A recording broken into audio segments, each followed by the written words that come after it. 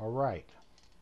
So to continue on with Papias and what he had actually said, he did not feel that it was profitable reading books.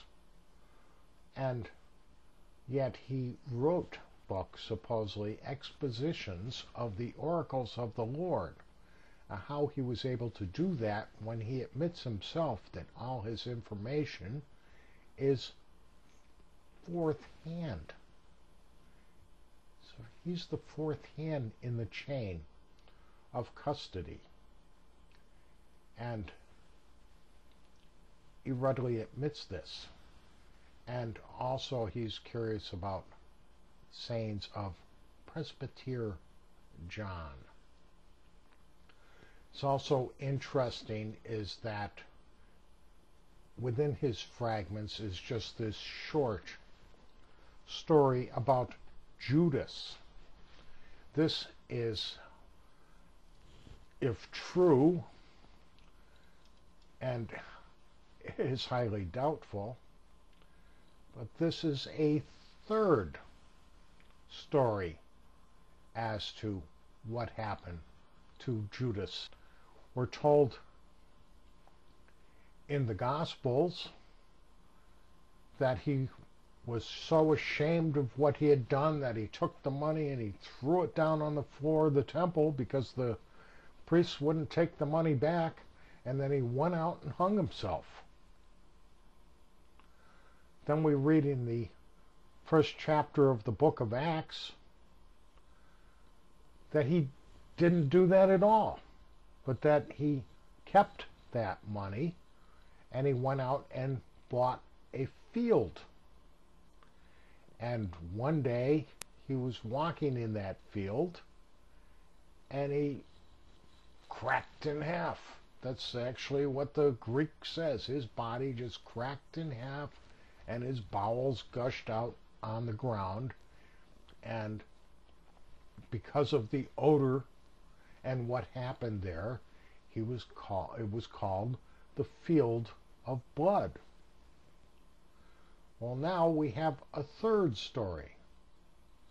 Judas walked about this world a sad example of impiety, for his body having swollen to such an extent that he could not pass where a chariot could pass easily, and he was crushed by a chariot so that his bowels gushed out.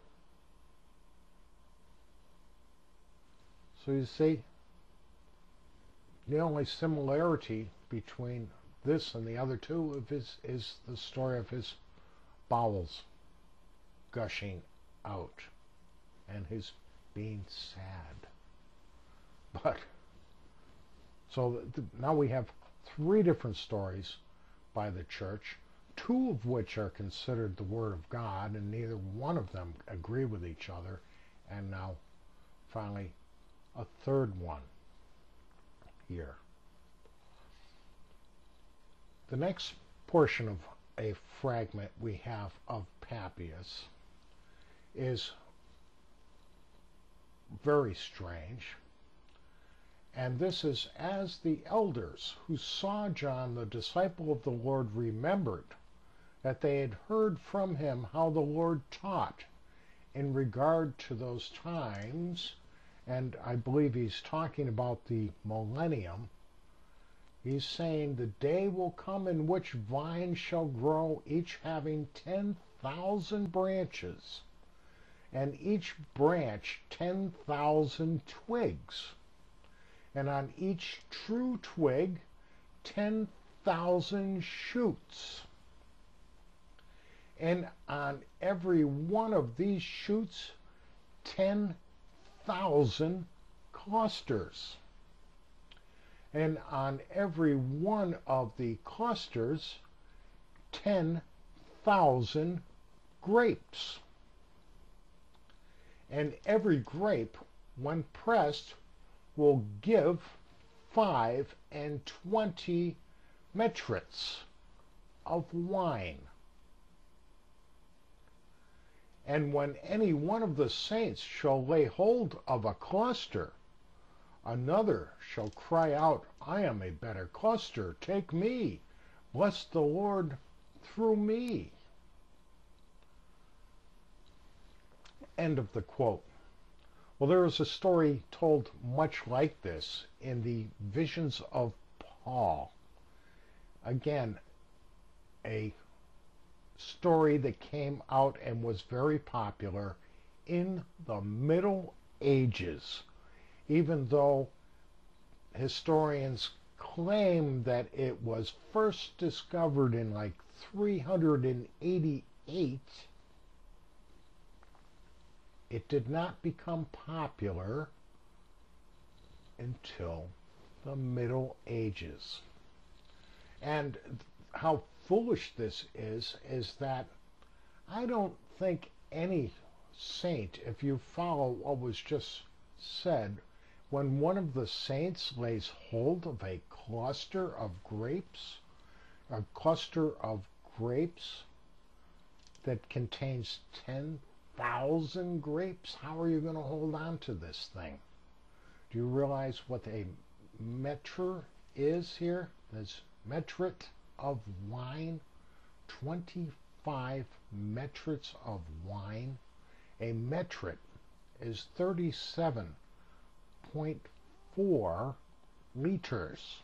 37.4 liters.